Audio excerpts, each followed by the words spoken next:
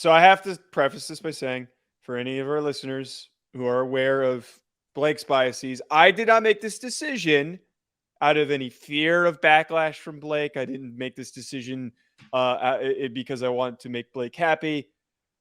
I have trying to be as realistic as possible.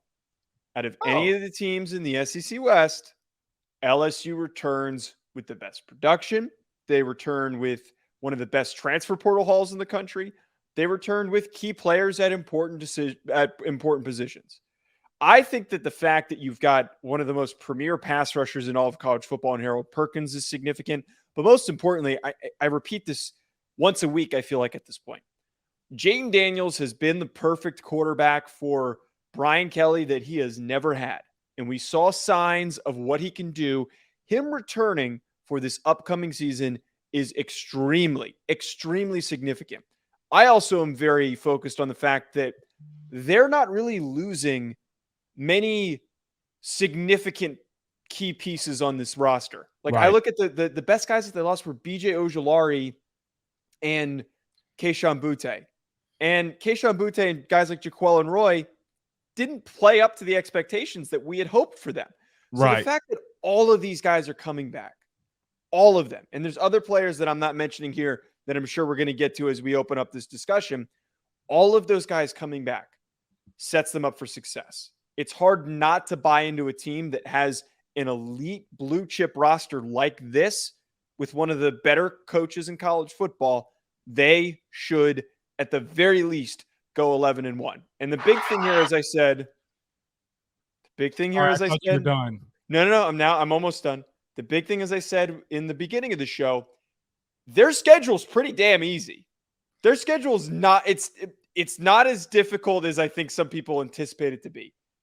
As long as if they can beat Alabama, which they will, their only other test, in my opinion, is Florida State.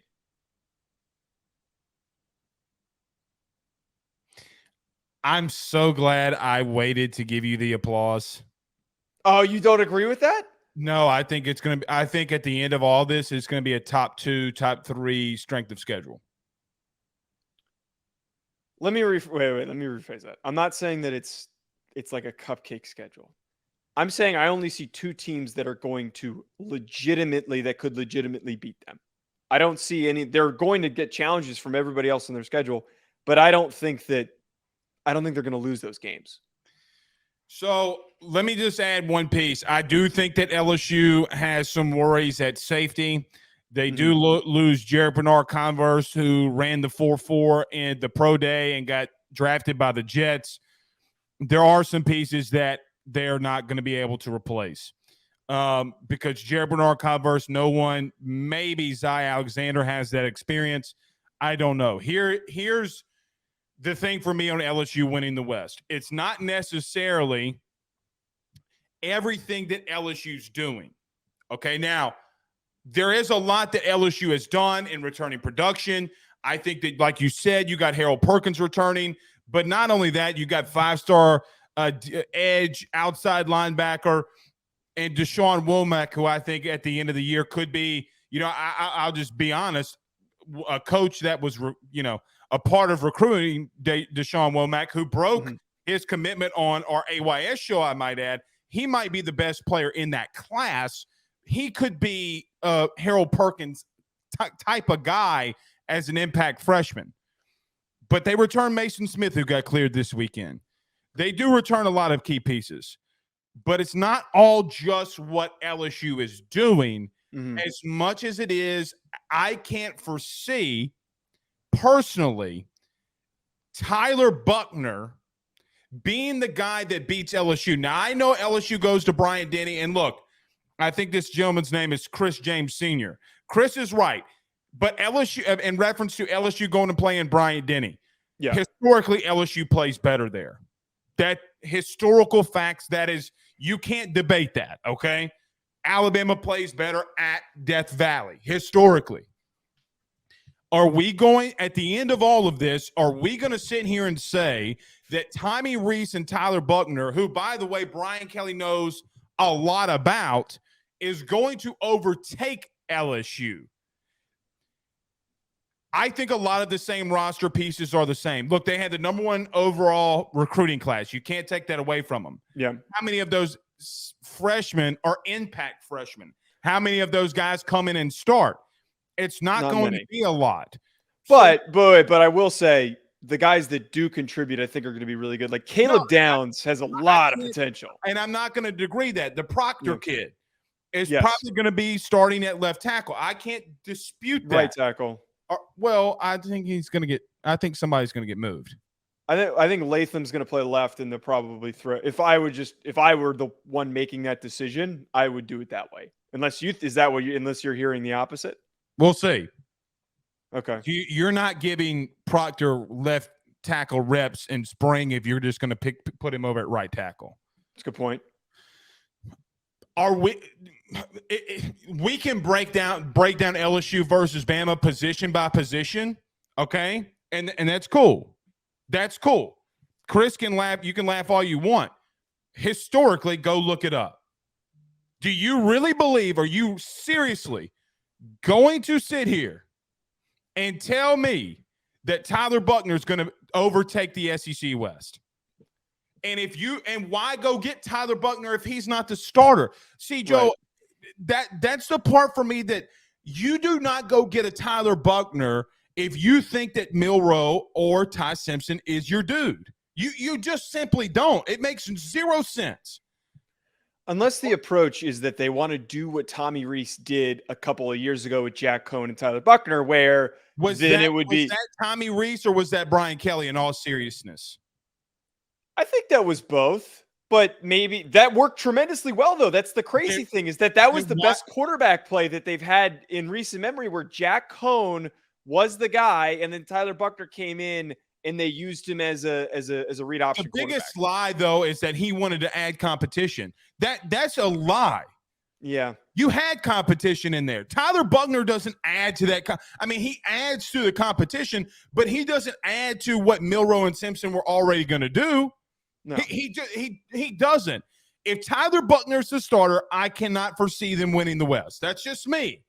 And I will tell you, I don't remember a time where Saban has been, he's not vulnerable, but vulnerable at that position. Yes. I will say this. I agree with you on the quarterback situation, unless crazy stuff happens. Like, for example. And Saban won't run a 2-quarterback system, by the way. Probably not. For example, last year, we were talking about the quarterback battle that was happening at North Carolina. And look how that one turned out and how good Drake May is. I'm not saying that's going to happen here, but someone could rise out of the group that could be better than we're anticipating. One thing I will say, this division is going to be decided off of that Alabama LSU game. And as we see in rivalry games of this significance, crazy stuff can happen. And Alabama has really good defense. I understand that they lost Will Anderson and guys like Brian Branch and Henry To'oTo'o. The young core of guys that they have on the defensive side of the football are still really freaking good. It is a well-balanced defense. If Kevin Steele gets this unit clicking and in a rhythm by the time that they play LSU, I wouldn't say that this game is a lock for LSU. I'm picking LSU this early on to win the game, but you got to be wary of maybe some craziness happens on the defensive side of the football that for some reason LSU can't figure it out. Here's my crazy take, and I've held on to it. I think I told you this about 2 weeks ago. I think I could easily see an LSU and Bama making the playoff together. I do think that that's plausible. I absolutely think that's plausible, and it helps them the timing of when they play each other, and it also helps especially if Georgia's not up to snuff, and if Georgia can't come out the East and win the SEC championship game. Well, because what you theoretically could have happened, though, you could have all three of those teams in. You theoretically could have LSU run the table, lose in the SEC championship game. Georgia gets in. LSU gets in with one loss if they beat Florida State. And then Alabama gets in with one loss if they lose to LSU. Here's the truth. We almost had a 2-loss SEC team get in there. I mean, if LSU would have won out Joe, they did it in 2007. They would have gotten in. They absolutely would have gotten in. If they would have beaten out Georgia, they would have gotten in. Okay, yeah. like there's easier no said other than way done, but they would have. Yeah, correct. I mean, like I tell you all the time, nothing's close other than hand grenades and horseshoes. In reference to 2023, I just, even if it's Milroe, even if it's Simpson, I just don't see a path where they are better than. Let me ask you this, or let me put it like this: Did Alabama get better offensively? No, they significantly regressed. Did they get better defensively? I think that they are at the same level. I don't think that they've taken a step backwards because Kool-Aid McKinstry is going to be better this upcoming year. Dallas Turner is going to be better this upcoming year. And there's a bunch of guys in the wings that were slowly getting worked in at the end of last season. Where I would agree that they got better on the offensive line, I think that LSU got better defensively, especially on the defensive line. Absolutely. So I'm going to take that as a little bit of a wash. Look, I just think LSU, when you have games like this, I usually tend to lean to the better quarterback 9 times out of 10. Okay. I'm always going to lead the better quarterback. Joe, last year I said LSU was going to lose to Alabama, but they had a chance if they kept it close in the first half. Basically, everything I said about this time last year and then the week of the game literally came to fruition. Yes. I think Jane Daniels can lead you there. I think that he has things that he wants to get accomplished. I think LSU's deeper and more experienced at positions: wide receiver, offensive line, running back, quarterback, defensive line, linebacker, and secondary. They are more experienced at the key positions that you need to win the game. And why would I not? Well, I'd also add this too. What's something that's almost not even talked about sometimes in games like this. Jane Daniels has already done it. He's already beaten Alabama. He's coming into this game with the confidence that he knows that he can outduel Bryce Young for what it's worth. Yeah, I think that he's going to feel a lot more confident about outdueling Tyler Buckner or Jalen Milroe. Or Ty Simpson, whoever it's going to be at that given point in time.